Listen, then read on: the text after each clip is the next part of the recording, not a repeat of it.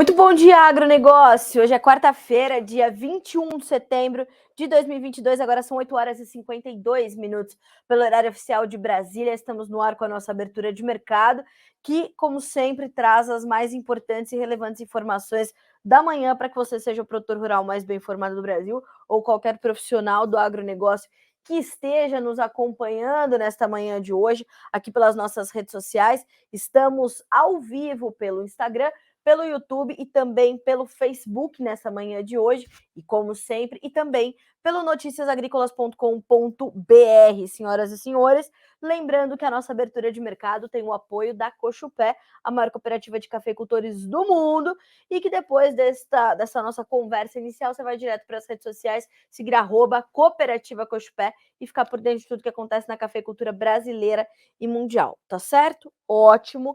Segundo recado, Letícia Guimarães está com a gente, pela redação do Notícias Agrícolas, ali coordenando as nossas linhas de comunicação. Então, estamos conectados, tá? Mande a sua pergunta, mande os seus comentários, as suas dúvidas, críticas e sugestões, são importantes para a gente evoluir.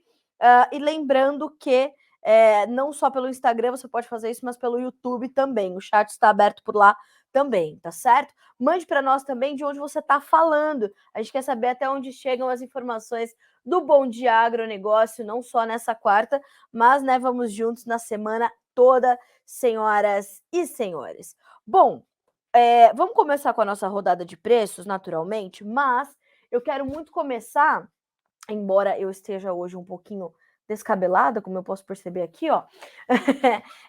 Vamos começar hoje com a nossa rodada de preços, como a gente sempre faz, mas na sequência a gente vai passar as notícias geopolíticas, porque elas estão mexendo muito com as commodities agrícolas e também com as expectativas do mercado para elevação, não, para mudança na taxa de juros pelo Federal Reserve, o Banco Central norte-americano, nessa quarta-feira, que tem, pelo mercado, aí sim, uma tendência de elevação. Vamos entender, tá? Mas hoje, para as commodities agrícolas, a gente tem alta para praticamente todas elas, à exceção do café, que apenas no primeiro contrato, deixa eu ver se eu não estou falando nenhuma bobagem, apenas no primeiro contrato tem uma pequena queda, tá? Mas todas as commodities estão em alta e com boas altas. A soja sobe 0,4% para valer $14,84 por bushel no primeiro contrato, ou no mais negociado, que é o novembro agora. O milho, $6,95, 0,5% de alta na Bolsa de Chicago. Trigo, $9,11, 2% de alta. Estava subindo de forma bem mais tímida no começo do dia, intensifica os seus ganhos e tem mais de 2% de alta agora, dando sequência ao seu movimento de alta de ontem, quando o mercado fechou com mais de 7% de avanço. Por isso que eu quero chamar a geopolítica já, para a gente entender e já te fazer um convite. Hoje, às 10 horas, ao vivo, já vou deixar aqui nos comentários do Instagram, tá? Vou pedir para o meu time colocar nos comentários do YouTube também. 10 horas, ao vivo, a gente tem Elcio Bento, Safras e Mercado, para falar sobre o mercado de trigo, tá? Porque está num momento, de novo, muito difícil e os preços vão reagir a isso naturalmente, né? Então, Elcio Bento, Safras e Mercado, ao vivo pelo Notícias Agrícolas, tá? Vou trocar de estúdio e a gente conversa lá do nosso estúdio dos boletins ao vivo e a gente vai tratar, então, do mercado de trigo, tá? Então, já bota um despertador aí no teu celular para a hora que terminar o Bom Dia Agro, deixar aqui o Notícias Agrícolas conectado, né? Para que a gente possa estar juntos ainda, então, neste boletim também, ok? Ainda na Bolsa de Chicago, vamos olhar para os derivados de soja. Hoje o óleo sobe forte, tem 1,3% de alta para 66 centes mais 74 por libra-peso, e o farelo cai um pouquinho, realizando lucros, já que ontem também subiu bastante, tem 0,5% de queda para valer $437,70 por tonelada curta. Vamos para a Bolsa de Nova York, onde os preços, como eu falei, também estão subindo. Café, $2,25 mais 33 por libra, mercado subiu bem, e testa, então, essa volta dos primeiros contratos ali acima dos $2,20, né? Então, a gente tem para o dezembro $2,25 mais 30, perdão.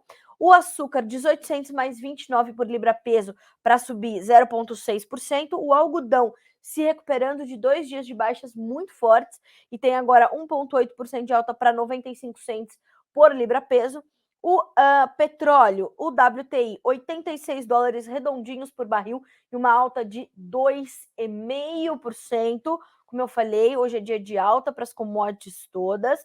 E no Brent, que é referência para a Petrobras, referência para o quadro global de oferta e demanda, a gente está falando de uma alta de 2,4% para 92 dólares e 75 centos o barril. No gás natural, alta de 4,6% somente no mercado futuro norte-americano. Nos mercados europeus sobe mais ainda o gás natural. Isso vai continuar impactando naturalmente os preços dos fertilizantes, principalmente os nitrogenados, tá? Então não pode desviar a atenção dessa situação, deste quadro todo. Vamos buscar aqui o restante das commodities para dividir com vocês. A gente está falando do ouro subindo 0,7%, a prata 2% de alta e quem cai um pouquinho entre as metálicas hoje é o cobre, tem 0,4% de perda. Vamos ver o dólar index caindo, perdão, subindo. Estava olhando aqui para o SP500. Dólar index alta de 0,5% para 110.520 pontos, voltando a superar aquela máxima em 20 anos dos 110 mil pontos, que é um patamar psicológico completamente importante para o dólar index, que pode puxar o dólar comercial também frente a outras moedas, né? Aqui o dólar index é a movimentação do dólar da moeda americana frente a uma cesta de outras moedas. Quando a gente olha para isso, a gente vai entender os movimentos pontuais. Claro que caso as moedas também, mundo afora, tenham espaço para se movimentar por outros fundamentos, por outras notícias, vai acontecer também. Mas hoje o dólar index também na espera das informações do Federal Reserve, o Banco Central norte-americano, que chega com a sua nova taxa de juros nesta quarta-feira, 21 de setembro. Ok? Ok.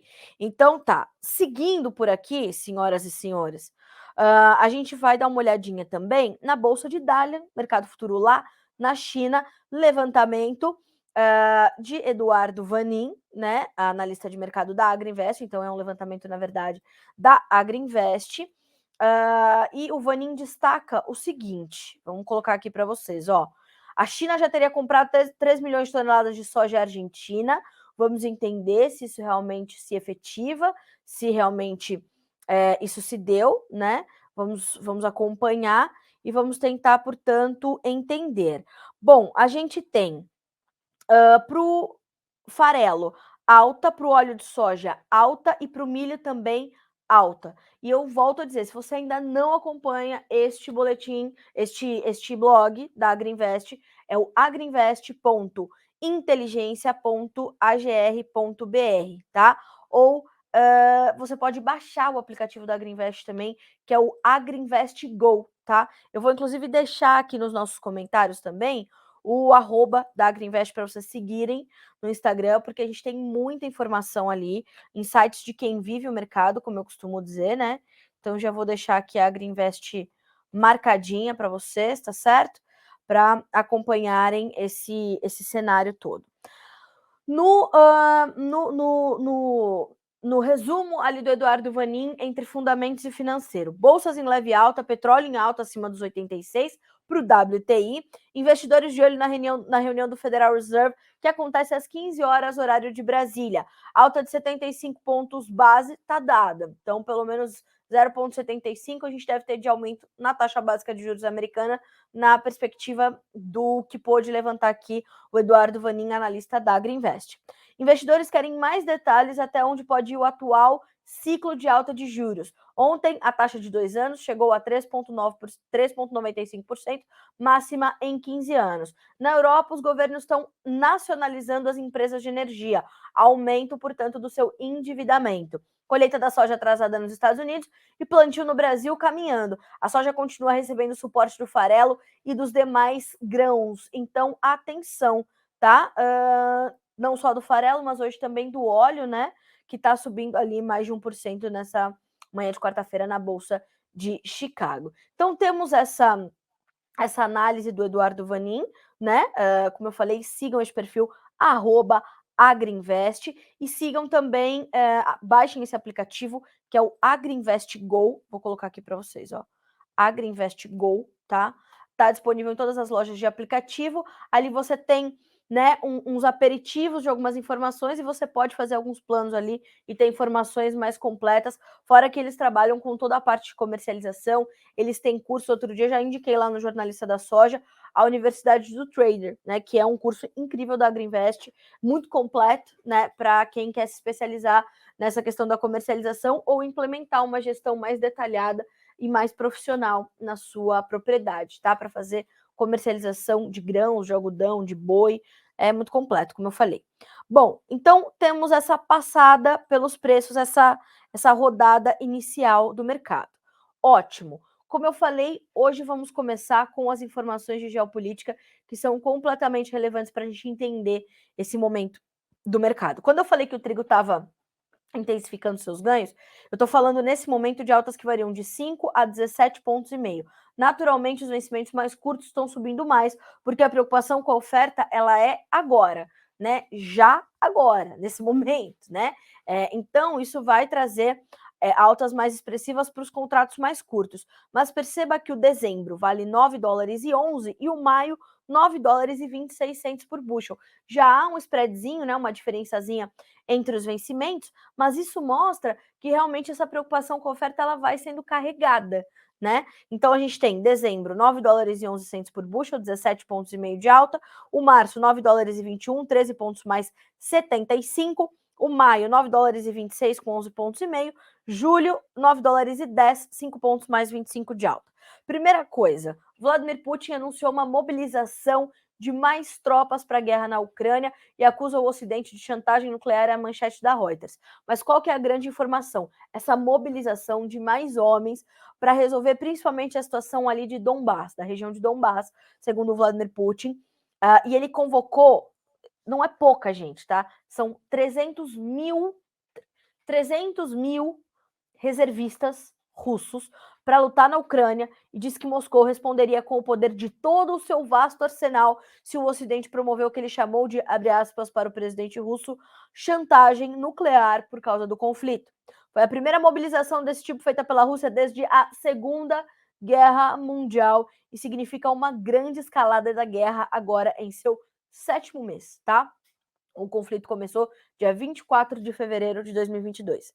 Essa escalada veio após recentes reveses para as forças russas que foram expulsas de áreas que haviam capturado no nordeste da Ucrânia em uma contraofensiva ucraniana neste mês e se encontraram atoladas no sul.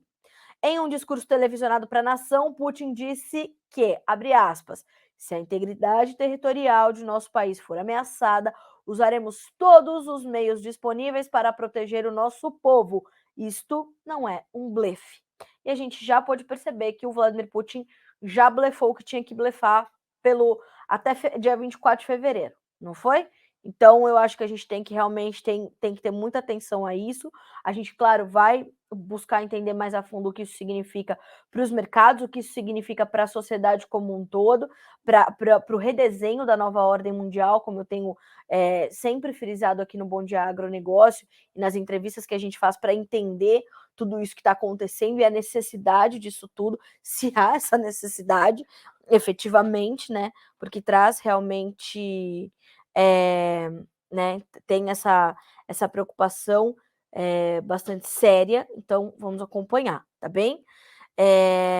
Bom, vamos lá. Deixa eu dar uma olhadinha aqui que eu quero terminar de ler essa notícia com vocês. A Rússia tinha muitas armas para responder, disse ele. O ministro da Defesa russo disse que a mobilização parcial implica na convocação de 300 mil reservistas e se aplicaria àqueles com experiência militar anterior. Embora a Rússia tenha estado envolvida em vários conflitos desde a Segunda Guerra Mundial, essa foi a primeira convocação deste tipo desde então. A longa guerra da União Soviética no Afeganistão envolveu recrutas. O ministro da Defesa Rússia, o Sergei Shoigu, diz que 5.937 soldados russos foram mortos desde o início do conflito. Gente, são 5.937 jovens, porque são jovens esses soldados, né? E também, se fossem velhos, não importa. São 5.937 vidas. Isso a gente está falando de soldados russos. Os Estados Unidos disseram no mês passado que acreditavam que entre 70 e 80 mil soldados russos haviam sido mortos ou feridos e estimam... não, perdão. soldados russos mortos, e em julho estimaram o número da Rússia em cerca de 15 mil. Então, os números de mortos dessa guerra ainda são muito.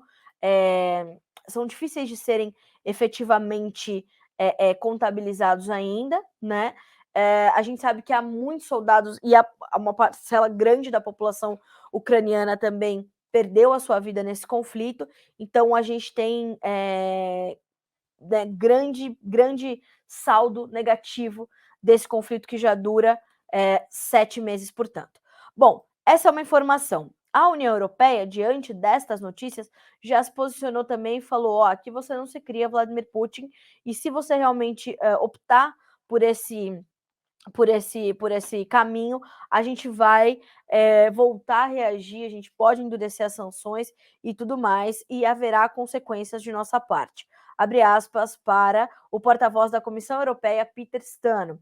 Os Estados-membros da União Europeia já realizaram uma reunião de coordenação que foram feitas discussões em termos de uma resposta do bloco à continuação da guerra de agressão contra a Ucrânia. Isso inclui todos os aspectos da agressão, os crimes que foram cometidos, os referendos, as descobertas de locais de sepultamento em massa. Tem muito disso por conta das perdas todas.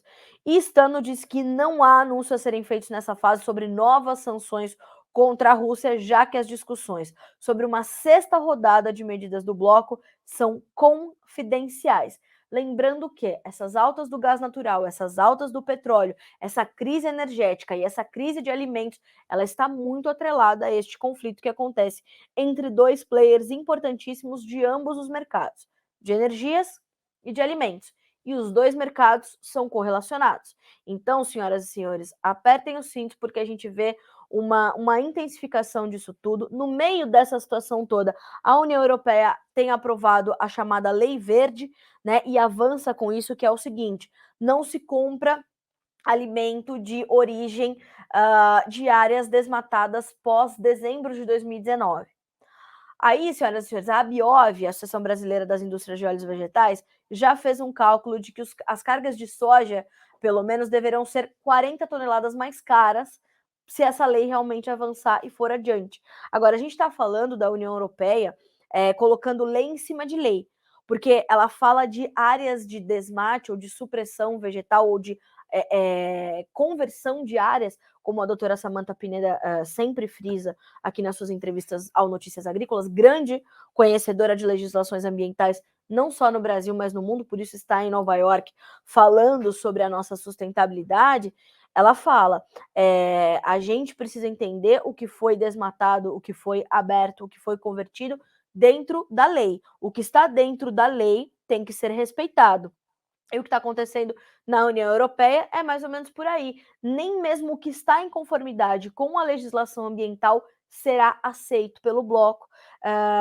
Então, a gente percebe que o custo da comida vai ficar ainda mais caro na União Europeia, que sofre com índices elevadíssimos de inflação. Inclusive, ontem a Christine Lagarde falou sobre a possibilidade do aumento das taxas de juros também na União Europeia, né, em países, em economias da União Europeia, e a gente vê, então, os custos de alimentação deverão subir por lá e a população vai sofrer mais ainda. Lembrem-se que a União Europeia perdeu grande parte da sua safra de milho e da sua safra de trigo em função de adversidades climáticas. Então, a gente tem um déficit global de comida que a União Europeia não está percebendo. E mais, hein? E mais, sai da União Europeia milho que vai virar base da alimentação de uma parcela gigantesca da população, né? Não se esqueçam disso também. Nesse conflito com a Rússia, a chegada de fertilizantes para fazer esses alimentos também está comprometida. Então, está tudo muito interligado, né? E é um momento realmente muito preocupante quando a gente pensa nessas duas crises, energética e alimentar. E a gente vê uma escalada do conflito Rússia e Ucrânia. E, naturalmente, quando a gente fala Ucrânia, a gente fala de Ocidente, tem muitas nações envolvidas, toda a questão da OTAN e tudo mais. Então, a gente ainda vai ver esse mercado enlouquecido continuando a permanecer. Então, essa é uma situação muito, muito clara, né? E o mercado vai refletir tudo isso vai refletir esses riscos, vai refletir essas incertezas e vai refletir essa crise, essas duas crises, né? Que continuam, fora outras. Então, quando a gente pensar que a comida aqui dentro está cara, e ela está cara porque o custo para produzi-la está cara, a gente precisa discutir o acesso ao alimento, né? As políticas públicas, as políticas de distribuição de renda, a geração de empregos, e é isso que você tem que colocar na tua conta. A gente tem que lembrar que esse é um processo global. Está acontecendo lá fora muito pior do que está acontecendo aqui dentro. Isso não quer dizer que isso ameniza os nossos problemas. Quem tem fome, senhoras e senhores. Aqui na África, na Inglaterra, no Uzbequistão, não importa. E as pessoas não têm que passar fome. Mas a gente precisa discutir como é que as coisas se dão para a gente chegar no ponto onde a gente chegou. Então, essas crises estão se aprofundando e a gente tem que mudar essa situação. A gente tem que fazer o nosso papel, que é continuar o quê? Continuar produzindo de forma sustentável, ambiental, financeira e socialmente. Agora, essa lei e o rigor da nossa lei tem que ser reconhecido pela União Europeia. Em algum momento, e essa preocupação ambiental travestida de protecionismo, né, de tentativa de suprimir a nossa competitividade, uma hora precisa acabar. Porque eles não têm mais para onde crescer, eles não têm onde plantar, né? Então a nossa competitividade é a nossa competitividade e a nossa soberania é muito clara, né? E ela realmente assusta. Então seguimos por aqui. Bom, então estamos tratando de geopolítica. Falamos dessa questão da guerra Rússia e Ucrânia, vamos passar ali para a questão econômica e do Fed se preparando para um grande aumento da taxa de juros, abre aspas para Reuters, em meio a águas agitadas para os bancos centrais mundiais. O Federal Reserve deve elevar as taxas de juros em 0,75 ponto percentual pela terceira vez consecutiva nessa quarta e sinalizar o quão mais e com que velocidade os custos de empréstimos podem ter que subir para domar um surto inflacionário potencialmente corrosivo. O que tudo isso quer dizer?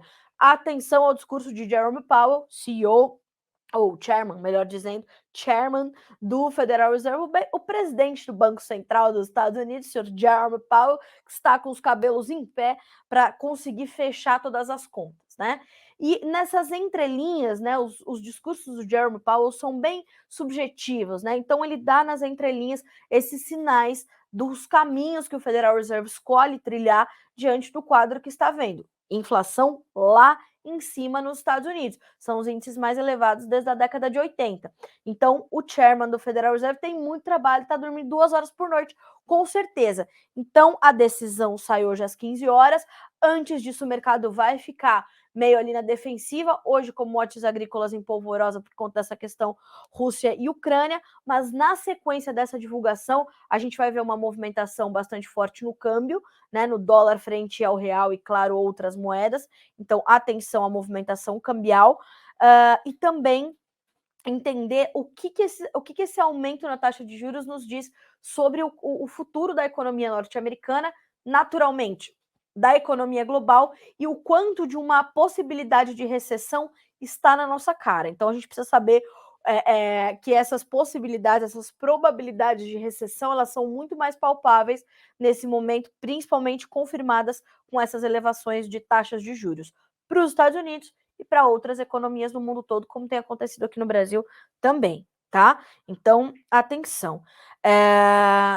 15h30 é a entrevista coletiva do senhor Jerome Powell, tá? Já está se preparando, já escolheu a sua gravata. Bom, vamos dar uma olhadinha agora no mercado de grãos e pontuar algumas situações. Para o trigo, já falamos, essa questão toda da guerra Rússia e Ucrânia, tem a questão do desabastecimento, das perdas na União Europeia, das perdas em países da Ásia, Paquistão perdeu, China perdeu, outros países perderam, então a gente tem uma oferta mais restrita de trigo, tem a preocupação com o fluxo, né, desses grãos, a gente tem uma possível safra maior na Rússia, mas com dificuldade de escoar, a dificuldade para escoar o produto ucraniano, enfim, a gente tem todo esse quadro, né? Isso é uma situação. Na sequência, o que a gente tem? A gente tem, olhando para o mercado de milho, uma diminuição na safra americana, uma diminuição na safra europeia, isso deve demandar mais trigo também, e também mais arroz, né? Esses mercados correlacionados e esses produtos substitutos, nesse momento, eles precisam ser analisados conjuntamente. Então, a gente vê os preços do milho também subindo nesta manhã de quarta-feira. A colheita nos Estados Unidos está um pouquinho mais lenta, além da gente ter uma safra menor, e a gente tem a colheita concluída da segunda safra aqui no Brasil e as nossas exportações ainda desempenhando muito bem. A gente está olhando um pouquinho para a nossa demanda interna, que está um pouco mais reticente, né? As indústrias se dizem abastecidas e vão esperar o mercado talvez ceder um pouco mais. Enquanto isso, o vendedor está lá do outro lado esperando o preço subir um pouco mais, por isso que a gente vê o mercado de milho quase que lateralizado, né? Tanto no mercado futuro quanto no mercado interno. O que está chamando a atenção ainda é a formação dos preços nos portos. Então a gente está falando de preços acima de R$ 90 por saca, que vão bem na paridade de exportação, que liquidam bem no interior. Já liquidaram melhor, Carlinha, é verdade, já liquidaram melhor, mas a gente ainda tem um preço interessante, tá? Para a formação, ou melhor, para a formação de negócios e também para a cobertura de custos, enfim, estamos na necessidade de avançar com a comercialização da safrinha. O que o produtor vai fazer agora, né? É isso que a gente está avaliando, é isso que a gente está acompanhando e monitorando. Ok? Ok. Vamos lá. Vamos dar uma olhadinha nas cotações em Chicago e, na sequência, na B3. Dezembro, $6,93 por bushel, 1 ponto mais 25 de alta. Março, 6,97, meio ponto de ganho. Maio, $6,97 também, subindo 0,25. E o julho, $6,90, estável na manhã dessa quarta-feira. Bolsa de Chicago, mercado futuro norte-americano. Milho na B3, mercado futuro aqui no Brasil. Novembro, R$ 89,89 por saca, 0,2% de ganho. Janeiro, R$ 93,54 por saca, 0,3% de alta. Março, R$ 96,38, 0,4% de ganho. Maio 23, R$ 95,94, com uma pequena baixa de 0,04%. Então, o mercado de milho tem as informações que você já conhece, que é safrinha concluída de colheita aqui no país, o plantio da safra de verão caminhando, menor oferta do hemisfério norte. Essas informações se unem para garantir esses preços bons na exportação, e a nossa exportação brasileira de milho já alcançou em setembro 30% do que a gente exportou em todo setembro de 21, e continuamos muito demandados, então devemos ter uma boa exportação esse ano. Ainda bem que temos milho para atender toda essa demanda e com preços adequados ao produtor brasileiro, tá? Então, atenção total. Bom, vamos virar a chavinha para a soja, que me parece que passou novamente para o campo negativo. Hoje é um dia de alguma estabilidade para a soja, subia mais forte, passou a recuar um pouquinho, né? Mas a gente ainda está falando de um novembro a $14. Deixa eu atualizar aqui para não falar nenhuma bobagem. $14,80 por bushel no contrato novembro. Janeiro, 14,85. O março, 14,86. Maio, $14,88 por bushel. Lembrando que esse é um patamar bem importante aí para nossa safra aqui no Brasil. Percebam que vencimentos mais alongados, um pouquinho mais altos, a diferença é bem pouca. O spread de novembro para o maio é bem curto, são 800 só. E o que a gente percebe? Que, clima para a conclusão da colheita ou para o avanço da colheita nos Estados Unidos, clima para o plantio no Brasil, comportamento da demanda. Essa semana o USDA informou uma venda de soja para a China de 136 mil toneladas. Depois a gente não ouviu mais falar de vendas, né, que chegam nestes anúncios diários, então foi tudo certo. Estamos também atentos à questão desses dois climas, demanda financeiro e, lógico, as vendas lá na Argentina, né? Então, continuam acontecendo as vendas argentinas com o estímulo do chamado dólar soja, aquela medida, né, implementada pelo governo argentino na pessoa do senhor superministro da Economia, Sérgio Massa, como ele está sendo classificado. Foi uma medida bastante acertada do ponto de vista de estimular as vendas e gerar divisas para o país. O questionamento é até quando o governo argentino terá fôlego para manter esse dólar soja, vale até 30 de setembro, há muitos pleitos para que isso seja estendido, né? Então a gente está falando de $1, 200 pesos, na garantia para o produtor, é líquido certo, vai vender com esse dólar, tá? É isso e é isso, acabou, né? Então a gente precisa entender até quando, né, a gente vai ter esse fôlego do governo argentino para fazer essa espécie de subsídio, né, no câmbio, esse apoio. Isso tem realmente estimulado as vendas, e eu separei aqui o comentário também do Eduardo Vanin em relação a isso. E olha só, um artigo da Bloomberg fala em 3 milhões de toneladas de soja argentina para a China. Os traders discordam desse número, achando que isso está muito alto, né?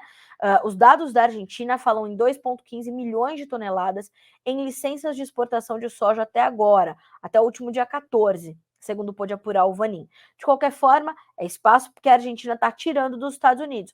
Vai fazer falta lá na frente, quando o programa americano começar a perder força. Lembrando que o programa americano começou a temporada em 24,4 milhões de toneladas, o segundo mais forte da história. Se o Brasil tiver algum problema de produção ou logística em fevereiro, o programa americano pode chegar perto de 50 milhões de toneladas na virada para a segunda metade da temporada, que é ali no início de março, o que colocaria pressão sobre o USDA para revisões do clima na demanda, tá? Então a gente está de olho vivo nessa informação.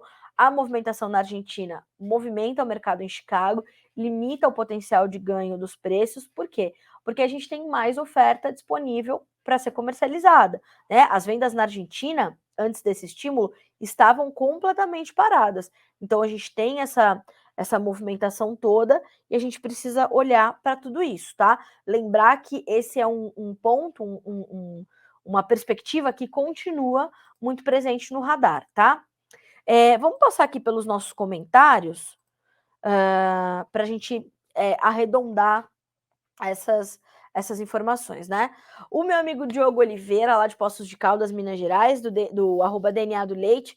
Bom dia, Carlinha. Bora que a semana tá agitada no farelo de soja e andando. Tem alguma sinalização para redução nas cotações ou daqui para frente até a nossa safra tende a seguir firme? Pois é, Diogo, a pergunta é ótima, como sempre. Eu imagino que a gente vai ter a necessidade de monitorar o clima, que é o nosso próximo tópico aqui, para entender como é que vai ser o nosso plantio. O que vai acontecer aqui vai refletir muito agora para as cotações da soja e, naturalmente, dos seus derivados. E para os derivados, essa questão da Argentina também. Porque quando a gente pensa nesse monitoramento da Argentina e nesse aumento das vendas por lá, a gente está falando de de um reflexo também de uma soja que está indo para exportação que poderia ir para o esmagamento, né? E o esmagamento já está menor na Argentina nesses últimos meses, e tudo isso em função também de uma preocupação com as margens de esmagamento, que nesse momento não são tão atrativas quanto a exportação. Então a gente vai ter uma menor oferta de derivados, e lembrando, a Argentina é o maior exportador global de farelo e de óleo, então isso vai pesar no mercado de derivados. Então a gente vai ter que olhar para isso, entender qual vai ser a capacidade de esmagamento também aqui no Brasil, para saber como pesa para a formação dos nossos preços no mercado nacional. Não imagino que vá haver uma despencada dos preços da soja, segundo o que têm dito os analistas e consultores de mercado, mas também não vejo uma grande explosão de preços caso novas notícias não apareçam. Por quê? Porque a gente está em pleno mercado climático da América do Sul e na colheita americana. Então, uma coisa pela outra vai se equilibrando, sendo ali moderada também pelo comportamento da demanda, a questão cambial, financeira e tudo mais. Então, imagino que a gente tenha alguma firmeza, mas a gente não deve ter uma explosão de preços, de acordo com os analistas e consultores de mercado, tá? O Márcio Fagundes Camargo, bom dia, Carlinha. Bom dia, Márcio. Dona Eliana, bom dia. O Rit Silva, RVF Senepol, bom dia. Bom dia. O Roberto Torres também nos mandando bom dia. O Zap nos manda bom dia de Dourados, no Mato Grosso do Sul. Bom dia a todos vocês.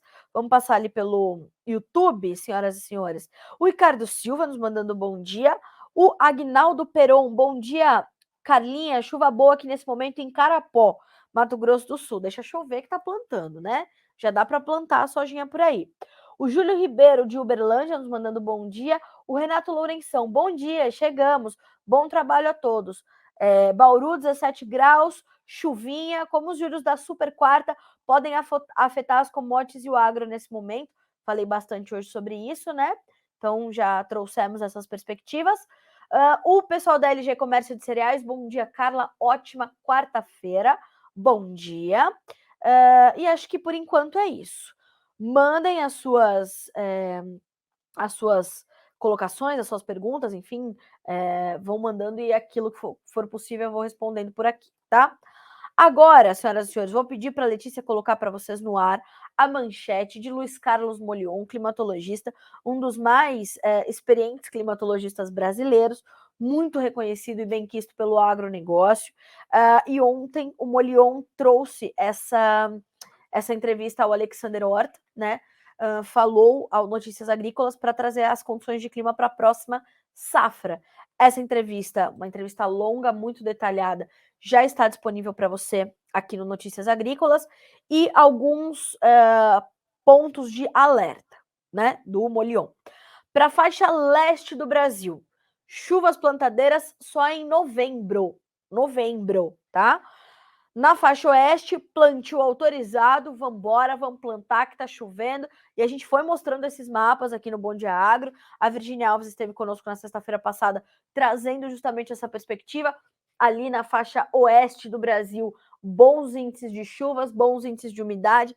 Vamos embora com esse plantio. E no sul, cuidado com o veranico a partir de janeiro. Por quê? Porque estamos caminhando para um laninha, né, e tudo mais, tá. Mas o Molion traz uma perspectiva diferente. Ele disse o seguinte, ó, só o resfriamento do Pacífico não configura um laninha clássico. Entenda os motivos. Essa é a chamada do Alexander, que entrevistou o Molion, e realmente vale a pena você ouvi-lo para entender que, de fato, só o resfriamento das águas do Pacífico não vai configurar um laninha clássico. A gente pode ter um laninha, talvez, de intensidade um pouco menor, mais tranquila, né, mais moderada. Então, o impacto sobre o clima ainda vai ter que ser avaliado um pouquinho mais adiante para a gente entender que tipo de fenômeno é esse que a gente vai encarar possivelmente pelo terceiro ano consecutivo. Que tipo de laninha vem aí, se ele realmente se configurar e se acontecer. E as preocupações no médio e longo prazo, elas continuam aparecendo, né? Então, de vários especialistas diferentes, vários institutos meteorológicos diferentes. Essa preocupação com dezembro, janeiro, né?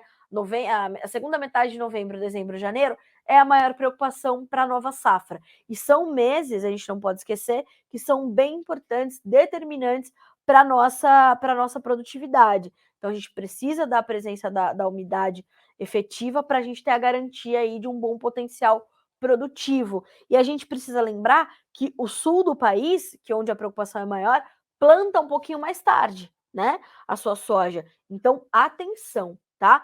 Vale a pena você recuperar essa entrevista do Molion, e ali é muito fácil de chegar até essa, né, ó, menu, vídeos, clima, vai procurar por Luiz Carlos Molion.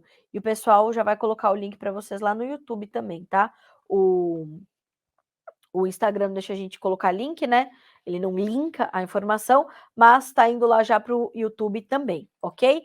Então, vale a pena você conferir essa entrevista do Molion, entender como é que está sendo esperado o clima para a nossa safra nova. Lá em Itapurá, Mato Grosso, começou o plantio da soja, esperando uma produtividade acima de 65 sacas por hectare.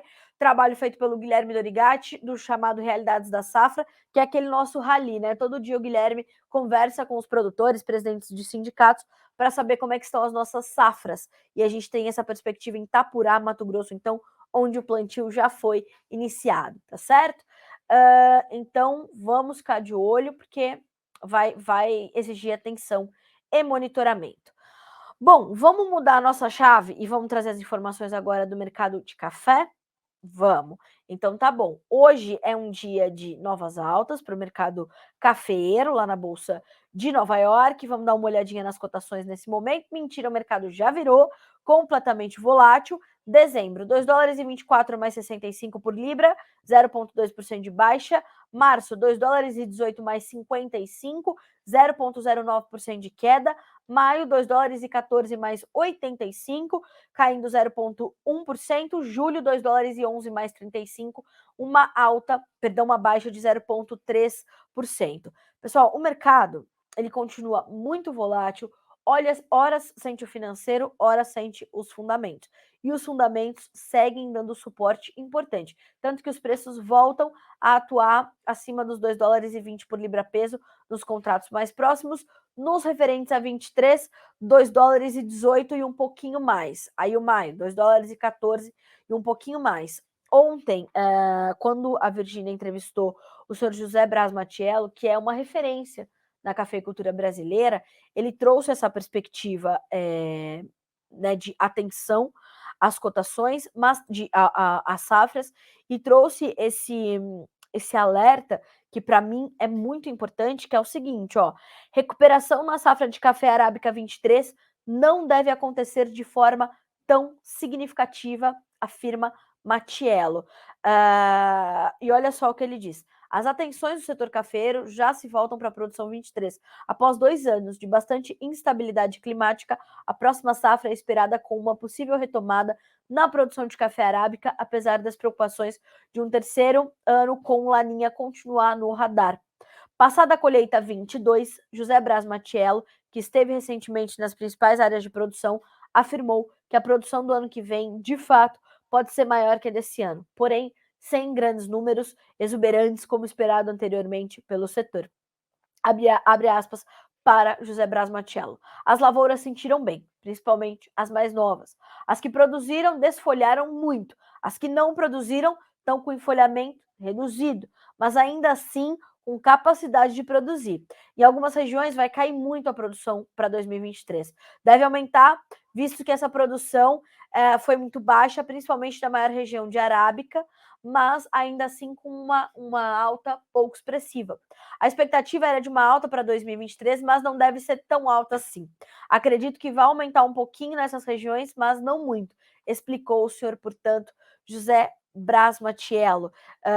Volto a dizer, acompanhe esta informação também. Essa entrevista do Matiello também foi muito significativa ontem, traz perspectivas importantes, análises e alertas importantes, principalmente quando a gente fala de custos de produção, que estão só 50% mais altos, tá? Para a cafeicultura. E aí você vai ter que garantir, senhoras e senhores, na produtividade para melhorar a tua rentabilidade.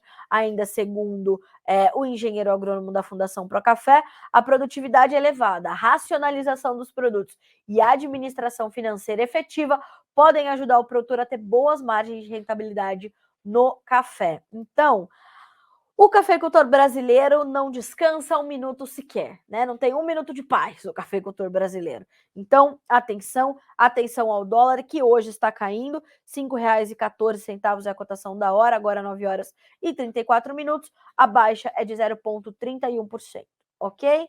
Ótimo. Senhoras e senhores, diga lá, CPEA, chuvas aliviam, mas cafeicultor está à espera de mais precipitações. Pelo CPEA, tá?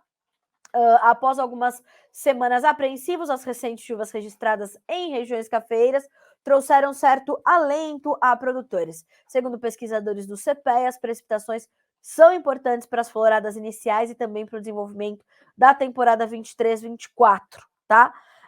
Então, é só mais uma confirmação do que diz o Matiello. Ainda pelo CPEA, quero dar 2 outras informações. Arroz.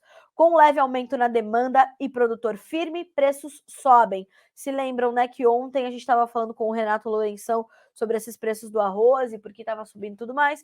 Olha aí, a procura por arroz em casca no Rio Grande do Sul esteve ligeiramente maior nos últimos dias devido à necessidade de cumprimento de contratos de cereal beneficiado por parte das empresas do Rio Grande do Sul e de outros estados. Vendedores, por sua vez, seguiram retraídos, o que favoreceu a elevação dos preços. No acumulado da parcial de setembro, o indicador do arroz em casca, CPEA-IRGA, apresenta uma alta de 0,8%, encerrando a última semana a R$ 76,58, ok?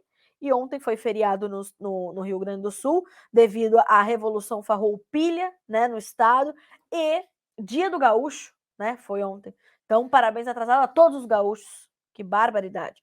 Algodão. Negócios seguem lentos e os preços em queda. Também informações dos pesquisadores do CPEA. Os preços externos do algodão em pluma vêm recuando com certa força, influenciados por estimativas indicando maior oferta nos Estados Unidos, além de outros fatores.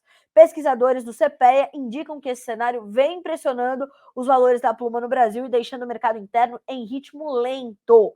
Vendedores consultados pelo CPEA se afastaram do spot, voltando as atenções ao cumprimento de contratos. Já demandantes, de olho nas quedas externas, estão à espera de preços menores no Brasil para então realizar novas aquisições. E já te adianto, viu, o cotonicultor brasileiro, segundo o head de algodão da Stonex, Peri Passotti Pedro, que deu entrevista também ao Notícias Agrícolas nesse início de semana, falou o seguinte, ó, não brinquem com Nova York, a sede está para baixo, a tendência é baixista para o preço do algodão e você tem que fazer a sua proteção. Busque entender como isso impacta a formação do teu preço, cruza com o câmbio, cruza com o cenário interno e vai fazer o hedge ou mercado de opções, ou o que você precisa fazer para garantir a tua renda. Lembre-se, o algodão é uma cultura muito custosa, custo de produção lá em cima, delicada. Então, assim, atenção, ok? Ótimo. Bom, agora são 9 horas e 37 minutos pelo horário oficial de Brasília. Vamos caminhando para a nossa fase final aqui do Bom Dia Agronegócio. E tem gente pedindo informações do clima, né? Ó, Marcílio Antunes, clima, falamos bastante sobre ele. Marcílio, busca a informação, a entrevista do Luiz Carlos Molion, tá? Tá disponível para você, menu vídeos clima, lá no Notícias Agrícolas. Busca a carinha fofa do Molion e assiste essa entrevista incrível, um dos mais experientes climatologistas deste país. Vale a pena você entender os alertas que ele faz para a próxima safra, tá? O Anderson Francolin nos mandando um bom dia. O Vidigal Corse. A Corse. Bom dia. O Renato Valêncio, bom dia. Porto de Paranaguá. Você fala conosco do Porto de Paranaguá, você quer informações sobre algum produto no Porto de Paranaguá, ou enfim, né? A Lene, sempre com a gente. Bom dia, tudo bem com você, Carla? Eu não consegui assistir vocês segunda e ontem. Aconteceu algo? Nadinha, Lene, mas você pode recuperar as edições de ontem, tá? Aqui no nosso canal, no YouTube, Notícias Agrícolas Oficial. Se você não é inscrito ainda, se inscreva, isso vale para todo mundo que está nos acompanhando. Tem todas as edições ali do Bom Dia Agro, tá? Mas estávamos aqui segunda e terça, tá? Chapadão do Sul, Mato Grosso do Sul. Obrigada, Lene. O Danilo Padovani, de Sacramento, Minas Gerais, conosco também. Obrigada, senhoras e senhores. E nesta fase final, vamos falar um pouquinho. O Renan, que é nosso editor aqui no Bom Dia Agro, hoje ele disse o seguinte, ó, Molion, desde que eu tô aqui, faz o que, Renanzinho? 6 anos? 5? 7 anos, nunca errou. Ó, o Renanzinho tá atento aqui, falou que nunca o Molion errou, então corre para assistir essa entrevista já. Então é um guru do clima, né? Não, Molion é climatologista, como eu falei, um dos mais experientes do Brasil, tá? Muito bem quisto no agronegócio brasileiro, muito respeitado, então vale a pena você ouvi-lo. E cruzar, claro, as informações com outros institutos de meteorologia para saber o que esperar para a tua região, claro. Isso é muito importante. Pessoal, um recado, tá? Para quem ajustou o despertador do celular para as 10 horas acompanhar o Elcio Bento, vai lá, muda para as 15 horas, horário de Brasília, tá? O Elcio teve um imprevisto e mudou, pediu para a gente fazer essa entrevista na parte da tarde. Então vai ser às 15 horas, horário de Brasília. Senhor Elcio Bento, um as do mercado do trigo também, né? Sabe tudo, o homem. Bom, vamos falar de boi gordo? Médias do aplicativo AgroBrasil, gentilmente cedidas pelo meu amigo Daniel Lopes. E, ó, nessa terça-feira, ontem, indicativos para o início dos negócios de hoje, como eu sempre falo, de acordo com a captação do aplicativo, os preços se encontram estáveis. São Paulo, média, R$ 288,53 por arroba, escalas, 11 dias úteis. Mato Grosso do Sul, R$ 275, escalas, 8,7 dias. Mato Grosso, entre 265 e R$ 275 por arroba, escalas, 9,3 dias. Goiás, 8,2 dias de escalas, preços R$ 273 por arroba. Minas, 295 por arroba. Escalas, 11 dias úteis. Preços médios citados aqui para pagamentos à vista, livre de impostos, tá bom? Estes são alguns dos dados acompanhados pelo aplicativo AgroBrasil. Você quer saber mais? @AgroBrasilApp, você que está no Instagram, já acessa, é com um Z mesmo, tá, pessoal? Já acessa esse arroba aqui que eu te deixei no comentário, AgroBrasilApp, tá? Vai fazer o quê?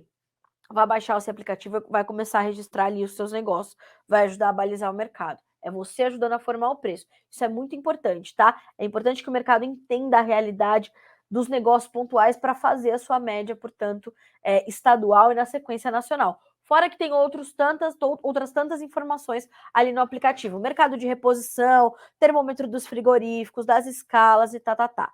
Ontem nós também trouxemos informações importantes, senhoras e senhores, com o Frederico Stella, que é diretor da FamaSul, Federação de Agricultura do Estado do Mato Grosso do Sul, falando sobre o mercado pecuário no estado, dizendo o seguinte, ó, abate de fêmeas aumenta em mais de 20% no Mato Grosso do Sul nos primeiros 8 meses do ano. Gente, em 12 anos é a segunda vez que eu faço isso no Notícias Agrícolas e o Renan quase morre. Vamos de novo. Abate de fêmeas aumenta em mais de 20% no Mato Grosso do Sul nos 8 primeiros meses do ano. E maior oferta de carne pressiona arroba. Gente, o que tem acontecido no mercado do boi gordo? Os preços seguem muito pressionados, né? Ou com essa dificuldade de se retomar, de se recuperar por conta justamente dessa estabilidade que acabou de relatar o aplicativo AgroBrasil e que vem sendo ali corroborada pelos demais analistas e consultores de mercado que são ouvidos diariamente pelo Notícias Agrícolas. O que acontece, né?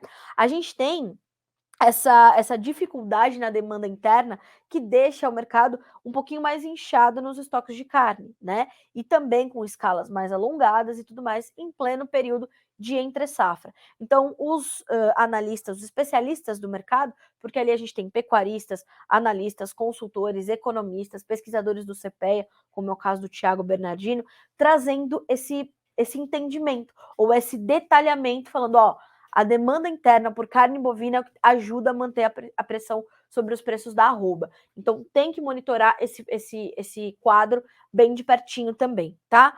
Vamos ver como é que estão as cotações do milho na B3, nesse momento, o mercado futuro do boi gordo, tá? Outubro, R$ 306,45 por arroba, alta de 0,1%. Novembro, R$ 315,50, 0,05% de alta, então estabilidade, pelo menos durante a manhã dessa quarta para o mercado de boi na B3, e o dezembro, R$ 315 por arroba, com uma baixa de 0,3%. Pessoal, o mercado do boi gordo exige o mesmo planejamento detalhado comercial que as outras commodities, tá? Então, toda a sua gestão precisa incluir esse mercado de opções, esse mercado de hedge, o que você vai fazer e entender o mercado futuro do boi gordo, que também te permite essa previsibilidade, essa garantia da renda, principalmente num momento como esse, onde os preços estão muito pressionados, tá? Então, vamos acompanhar. Jonathan Freitas, bom dia, Rio Brilhante, Mato Grosso do Sul. Chuva, maravilha, vamos deixar chover no Mato Grosso do Sul. Leandro Moura também nos mandando bom dia, e assim seguimos por aqui, né? O Éder Rogério Silva também nos mandando bom dia lá de Assis, São Paulo. Senhoras e senhores, 9h45 pelo horário oficial de Brasília. Vamos encerrando por aqui esta edição do Bom Dia Agronegócio. De olho na guerra, de olho no Federal Reserve, de olho no dólar, tá certo? Tem muita coisa para você ficar de olho hoje e vai ouvir o Luiz Carlos Molion, além de acompanhar a nossa entrevista toda, a nossa programação toda ao vivo, para que vocês sejam sempre os produtores rurais mais bem informados do Brasil. Ó, não se esqueçam, todas as nossas entrevistas, elas têm uma versão, a gente chama de podcast, mas é uma versão de áudio que você pode baixar, né? Ela está no escritório, mas daqui a pouco você vai para a roça. O que você faz? Baixa no teu celular e faz o seguinte, vai ouvir. Não tenho sinal de internet, Carlinha, não tem problema, você já baixou. Aí você pode ouvir, vai lá plantando a sua safra e ouvindo o Molion, o que ele está falando, né? Ou, sei lá, o Antônio Carlos Simonetti sobre a laranja. Porque ajustar a lacuna de preço existente entre produtor e consumidor final é crucial para aquecer a demanda e manter o citricultor na atividade.